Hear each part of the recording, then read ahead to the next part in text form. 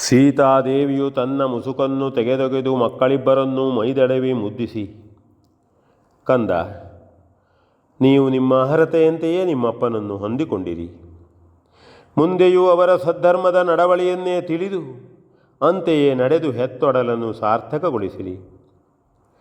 ನಿಮಗೆ ಸರ್ವ ಸನ್ಮಂಗಲವೂ ಪ್ರಾಪ್ತಿಸಲಿ ಎಂದು ನುಡಿದು ಅವರ ತಲೆಗಳ ಮೇಲೆ ಕೈಯಿಟ್ಟು ಹರಸಿದಳು. ಈ ದೃಶ್ಯವು ಅತ್ಯಂತ ಕರುಣಾನಂದಕರವಾಗಿ ರಂಜಿಸುತ್ತಿತ್ತು. ಎವೆ ಇಕ್ಕದೆ ತಲೆ ಎತ್ತದೆ ನೆರೆದವರೆಲ್ಲರೂ ಸೀತಾದೇವಿಯು ತನ್ನ ಮಕ್ಕಳನ್ನು ಹರಸುತ್ತಿರುವುದನ್ನೇ ನೋಡುತ್ತಿದ್ದರು.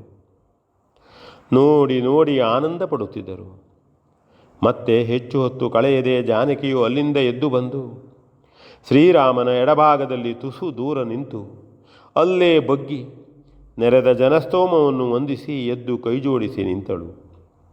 ಶುಭ್ರವಾದ ಬಿಳಿಯ ನಾರು ಸೀರೆಯನ್ನೇ ಸುತ್ತಿ ಮರದ ತೊಗಟೆಯ ಕುಪ್ಪಸವನ್ನು ತೊಟ್ಟು ಮಾಂಗಲ್ಯವೊಂದನ್ನೇ ಸರ್ವಾಭರಣವೆಂಬಂತೆ ತೊಟ್ಟುಕೊಂಡಿದ್ದಳು.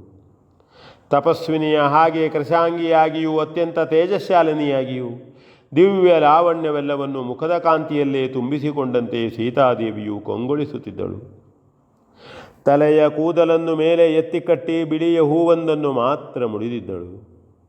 ಅದು ಒಂದು ಅನುಸೂಯಾದೇವಿಯು ಒಲಿದಿತ್ತ ದಿವ್ಯ ಪುಷ್ಪವೇ ಆಗಿದ್ದಿತು. ಶ್ರೀರಾಮನು ಒಮ್ಮೆ ಮಕ್ಕಳು ಆಕೆಯನ್ನು ವಂದಿಸುತ್ತಿದ್ದಾಗ ಕೌತುಕದಿಂದ ನೋಡುತ್ತಿದ್ದನು. ಮತ್ತೆ ಮುಖವೆತ್ತಿ ನೋಡಲಿಲ್ಲ. ಹಾಗೆ ನೋಡಲು ಮನಸ್ಸಾಗಲಿಲ್ಲ. ಉಳಿದ ಎಲ್ಲರ ದೃಷ್ಟಿಯೂ ಅವಳ ಮೇಲೆಯೇ ನೆಟ್ಟಿತ್ತು. ಆಕೆಯು ಹಾಗೆಯೇ ಎಲ್ಲರನ್ನೂ ಒಮ್ಮೆ ನೋಡಿ ತನ್ನ ಪತಿದೇವನ ಪಾದಗಳನ್ನು ಮಾತ್ರ ದೃಷ್ಟಿಸುತ್ತಾ ಪೂಜ್ಯರಾದ ವಾಲ್ಮೀಕಿಯರನ್ನು ಉದ್ದೇಶಿಸಿ, ಭಗವನ್, ನನ್ನ ಜೀವನದ ಎಲ್ಲ ಕಾರ್ಯಗಳು ಪೂರ್ಣಗೊಂಡವು. ಧರ್ಮಜ್ಞನೂ ಧರ್ಮಪರಾಯಣನೂ ಆದ ನನ್ನ ಸ್ವಾಮಿಯ ಕೈ ಹಿಡಿದು ಅವರ ಸುಖ ದುಃಖಗಳಲ್ಲಿ ಸಮಾನವಾದ ಪಾಲನ್ನು ಪಡೆದುಂಡು ಕೃತಾರ್ಥಳಾದೆನು. ನಾನು ಅಪವಿತ್ರೆಯಲ್ಲವೆಂದು ನನ್ನ ಪತಿದೇವನಿಗೆ ಮನವರಿಕೆಯಾಗಿದೆ.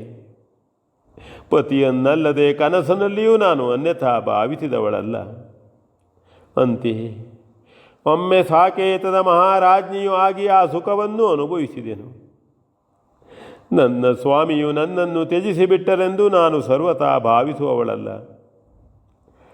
ತಂದೆಗೆ ಮಗನಾಗಿ ರಾಜ್ಯವನ್ನು ತಮ್ಮನಿಗಿತ್ತು ವನಕ್ಕೆ ನಡೆದವರು ಆ ಸೂರತದ ಪೂರ್ಣಗೊಂಡ ಮೇಲೆ ತಂದೆಯ ಮಗನಾಗಿ ರಾಜ್ಯಾಧಿಕಾರವನ್ನು ನಿರ್ವಹಿಸಿದರು. ಅವರು ರಾಜ್ಯಕ್ಕೆ ರಾಜನಾಗಿ ನನ್ನನ್ನು ತೊರೆದು ಬಿಡಬೇಕಾಗಿ ಬಂತು ಅಷ್ಟೇ. ಹೇಗೆ ಒಮ್ಮೆ ಅವರು ರಾಜ್ಯವನ್ನು ಬಿಟ್ಟಿದ್ದರು, ಹಾಗೆಯೇ ಅದೇ ಧರ್ಮವನ್ನು ಪಾಲಿಸಲು ಪತ್ನಿಯನ್ನೇ ಪರಿತ್ಯಜಿಸಿದರು. ನಾನು ಅನ್ಯಥಾ ಎಣಿಸದಾಗ ಮತ್ತು ಅವರಿಗೆ ಅನುಕೂಲಳಾಗಿಯೇ ವರ್ತಿಸುವಲ್ಲಿ ಅವರು ನನಗಾಗಿ ಮರುಗಬೇಕಾಗಿಲ್ಲ. ಸತಿಯಾದವಳಿಗೆ ಪತಿ ಸೇವೆಯೇ ಭೂಷಣವಲ್ಲದೆ ಬೇರೆಯಲ್ಲ. ಅವರ ಇಷ್ಟದಂತೆ ಇಷ್ಟು ದಿನ ನಾನು ಅವರಿಂದ ದೂರವಾಗಿ ಇದ್ದುದು ಕೂಡ ಅವರ ಸೇವೆ ಎಂದೇ ಭಾವಿಸುತ್ತೇನೆ. ಪೂಜ್ಯರಾದ ನೀವು ಅನುಗ್ರಹಿಸಿದಿರೆಂದೇ ನಿಮ್ಮ ಅಪಾರವಾದ ವಾತ್ಸಲ್ಯದಿಂದ ನಾನು ನನ್ನ ಹೊಟ್ಟೆಯಲ್ಲಿದ್ದ ನನ್ನ ಸ್ವಾಮಿಯ ಈ ಮಕ್ಕಳನ್ನು ಬೆಳಕು ಕಾಣಿಸುವಂತಾಯಿತು. ನನ್ನನ್ನು ಅವರನ್ನು ಇಷ್ಟು ದಿನ ನೀವೇ ಸಂರಕ್ಷಿಸಿದಿರಿ. ಆ ಋಣವನ್ನು ನಾನು ಈ ಜನ್ಮದಲ್ಲಿ ಪೂರೈಸಿ ತೀರಿಸಲಾರೆವು. ನಾನು ಜನಾಪವಾದದಿಂದ ಕಲುಷಿತೆಯಾದರೂ ನಾನು ಹೆತ್ತ ಈ ಮಕ್ಕಳ ಮೇಲೆ ಯಾವ ಅಪರಾಧವೂ ಬಾರದಿದ್ದುದು ನಮ್ಮ ಭಾಗ್ಯ. ಒಂದು ರಾವಣನ ವಧಾನಂತರದಲ್ಲಿ ನಾನು ನನ್ನ ಅರ್ಹತೆಯನ್ನು ಅಗ್ನಿ ಪರೀಕ್ಷೆಯ ಮೂಲಕ ವ್ಯಕ್ತಗೊಳಿಸಿಯೇ ನನ್ನ ಪತಿಸನ್ನಿಧಿಯನ್ನು ಪಡೆದೆನು.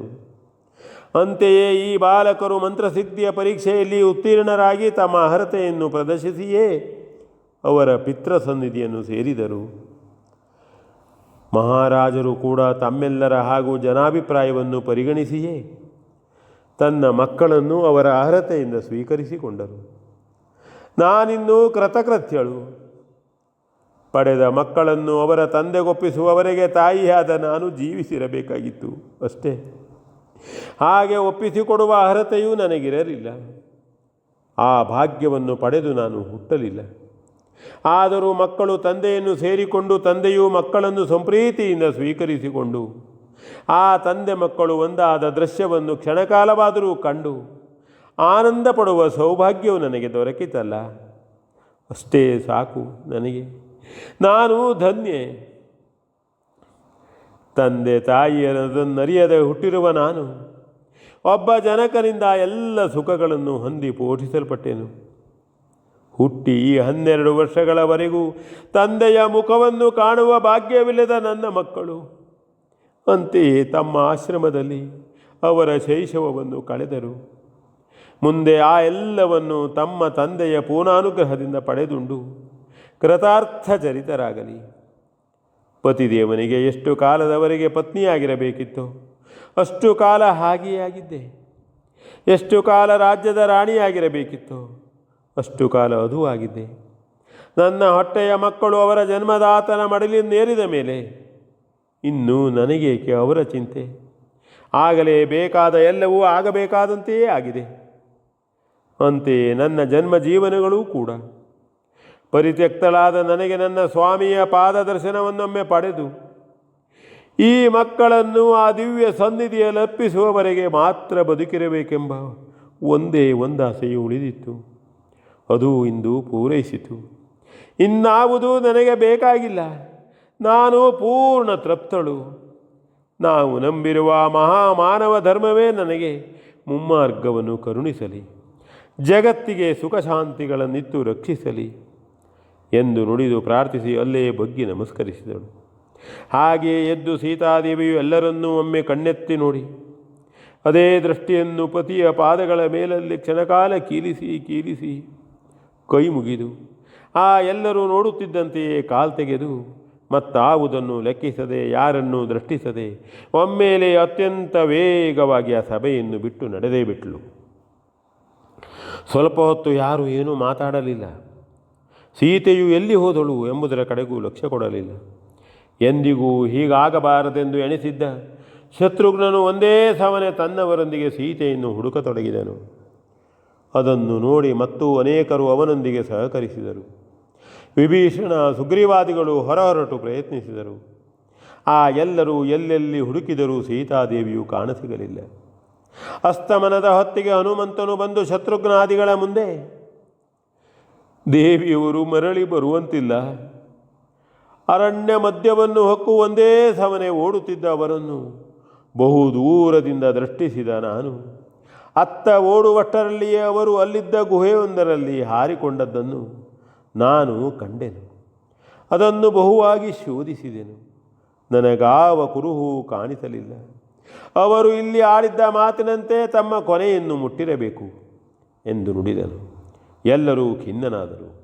ಶತ್ರುಘ್ನನಂತೂ ಮಕ್ಕಳಂತೆ ಒತ್ತು ಬಿಟ್ಟನು. ಕೌಸಲ್ಯಾದಿ ತಾಯಿಯರು ಇತರ ಬಂಧುಗಳು ಅವರಿವರು ಎಂಬ ಭೇದವಿಲ್ಲದೆ ಅಲ್ಲಿದ್ದ ಸಕಲರು ಸೀತೆಗಾಗಿ ಮರುಗಿ ಗೋಳಾಡಿದರು. ಶ್ರೀರಾಮನು ಮಾತ್ರ ಯಾವ ಮಾತನ್ನು ಆಡದೆ ಗಂಭೀರವಾಗಿ ಕುಳಿತಿದ್ದನು. ಕಣ್ಣುಗಳು ತೇವಗೊಂಡಿದ್ದವು. ಕುಶಲವರು ಕೂಡ ಕ್ಷಣಕಾಲ ಹತ್ತು ಮತ್ತೆ ವಾಲ್ಮೀಕಿಯರಿಂದಲೇ ಸಮಾಧಾನಗೊಂಡಿದ್ದರು. ಋಷಿಗಳೆಲ್ಲರೂ ಅಳುವವರನ್ನು ಸಮಾಧಾನಪಡಿಸುವುದರಲ್ಲಿಯೇ ಬಹುತ್ತನ್ನು ಕಳೆಯಬೇಕಾಯಿತು. 12 ವರ್ಷಗಳ ಮೇಲೆ ಮಿಂಚಿನಂತೆ ಮಿಂಚಿ ಸೀತಾದೇವಿಯು ಸಾಕೇತದ ಭಾಗ್ಯಾಕಾಶದಲ್ಲಿ ಕಣ್ಮರೆಯಾಗಿದ್ದಳು. ಗಗನ ನೀಲ ಸುಗಾತ್ರನಾದ ಶ್ರೀರಾಮನು ಅದೇ ಮಿಂಚಿನ ಬಣ್ಣದ ಮಕ್ಕಳ ಮುಖಗಳನ್ನು ನೋಡಿ ಒಮ್ಮೆ ಧಾರೆ ಧಾರೆಯಾಗಿ ಕಣ್ಣೀರು ಕರೆದನು. ಹಾಗೆಯೇ ಅವರ ಮೈದಡವಿ ಮುದ್ದಿಸಿ ಆ ಕೊರಗನ್ನು ಮರೆಯಲು ಪ್ರಯತ್ನಿಸಿದನು. ಸೀತೆಯು ಅಲ್ಲೇ ನಿಂತಿದ್ದರೆ ಎಲ್ಲರೂ ಸೀತೆಯನ್ನು ಮತ್ತೆ ಸ್ವೀಕರಿಸಿಕೊಳ್ಳಬೇಕೆಂದು ಒತ್ತಾಯಿಸುತ್ತಿದ್ದರೋ ಏನು. ಆಗ ಆಕೆಯ ಪ್ರತ್ಯಕ್ಷದಲ್ಲಿ ಶ್ರೀರಾಮನು ಕೂಡ ಧರ್ಮ ಸಂಕಟದಲ್ಲಿ ಬೀಳುವ ಪ್ರಸಂಗವು ಬಂದರೂ ಬರಬಹುದಿತ್ತೋ ಏನೋ. ಅದೆಲ್ಲವನ್ನು ಎಣಿಸಿಕೊಂಡು ಶ್ರೀರಾಮನ ಪತ್ನಿಯು ಅವನ ಸಹಧರ್ಮಚಾರಿಣಿಯಾಗಿಯೇ ಹಾಗೆ ವರ್ತಿಸಿರಬೇಕು. ಅವಳಾಡಿದ್ದ ಮಾತಿನಂತೆ ಅವಳಿಗೆ ಮತ್ತೆ ಆಗಬೇಕಾಗಿದ್ದುದು ಏನೂ ಉಳಿದಿರಲಿಲ್ಲ. ಮಕ್ಕಳನ್ನು ಅವರ ತಂದೆಗೊಪ್ಪಿಸಿ ನಿಶ್ಚಿಂತೆಯಿಂದ ಸುಮಂಗಲೆಯಾಗಿಯೇ ಕೊನೆಯ ಉಸಿರೆನ್ನೆಳೆಯುವುದು ಮಾತ್ರ. ಅಗತ್ಯವಿಲ್ಲದ ದೇಹವನ್ನು ಆಕೆ ಮತ್ತೆ ಉಳಿಸಿಕೊಂಡಿರಲಿಲ್ಲ. ಅದಕ್ಕಾಗಿಯೇ ಭೂಪುತ್ರಿಯಾದ ಆಕೆಯು ಗುಹೆಯನ್ನು ಹೊಕ್ಕೆ ಮತ್ತೆ ಕಾಣದಾದಳು. V N Bhagwat ಬರ್ಬಿಡಿ.